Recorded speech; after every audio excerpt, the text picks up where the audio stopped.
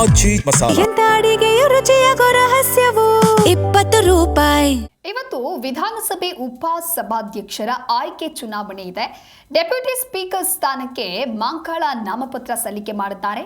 ಇವತ್ತು ಡೆಪ್ಯೂಟಿ ಸ್ಪೀಕರ್ನ ಆಯ್ಕೆ ಏನಿದೆ ಆ ಒಂದು ಆಯ್ಕೆಯ ಘೋಷಣೆಯಾಗತ್ತೆ. ಹಾಗೆ ಸಭಾಧ್ಯಕ್ಷ GS ಪಾಟೀಲರಿಂದ ಘೋಷಣೆ ಆಗತ್ತೆ. ಬಿಜೆಪಿ ಜೆಡಿಎಸ್ ಪಕ್ಷದಿಂದ ಅಭ್ಯರ್ಥಿ ಕಣಕ್ಕಿಳಿಸದ ಹಿನ್ನೆಲೆಯಲ್ಲಿ ಮಂಕಾಳ ಸುಬ್ಬ ವೈದ್ಯ ಅವರ ಆಯ್ಕೆ ಇದೀಗ ಸುಗಮ ಆಗದೆ. ಉಪಸಭಾಧ್ಯಕ್ಷ ಮತ್ತು ಉಪಸಭಾಪತಿ ಸ್ಥಾನಕ್ಕೆ ಚುನಾವಣೆ ನಿಗದಿ ಆಗದೆ.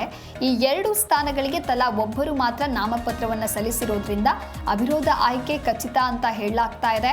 ಮಂಕಾಳ ವೈದ್ಯ ನಾಮಪತ್ರ ಸಲ್ಲಿಸಿದಂಥ ಸಂದರ್ಭದಲ್ಲಿ ಮುಖ್ಯಮಂತ್ರಿ DK ಶಿವಕುಮಾರ್, ಸಚಿವರಾದ ಲಕ್ಷ್ಮಣ ಸವದಿ, HC ಬಾಲಕೃಷ್ಣ, ಮುಖ್ಯಮಂತ್ರಿಯವರ ರಾಜಕೀಯ ಕಾರ್ಯದರ್ಶಿ AS ಪೊನ್ನಣ್ಣ, ಶಾಸಕರಾದ ಶಿವರಾಮ್ ಹೆಬ್ಬಾರ್, ರಾಘವೇಂದ್ರ ಹಿಟ್ನಾಳ್ ಇವರೆಲ್ಲರೂ ಕೂಡ ಇದ್ರು.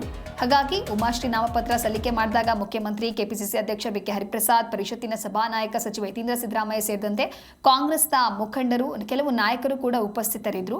ಅದೇ ಈಗ ಇವತ್ತು ವಿಧಾನಸಭೆಯ ಉಪಸಭಾಧ್ಯಕ್ಷರ ಆಯ್ಕೆ ಚುನಾವಣೆಯ ಪ್ರಕ್ರಿಯೆ ನಡೆಯುತ್ತೆ. ಡೆಪ್ಯೂಟಿ ಸ್ಪೀಕರ್ ಸ್ಥಾನಕ್ಕೆ ಮಂಕಾಳ ನಾಮಪತ್ರ ಸಲ್ಲಿಕೆ ಆಗಿದ್ದು ಅವರ ಆಯ್ಕೆ ಈಗ ಸುಗಮ ಆಗಿದೆ.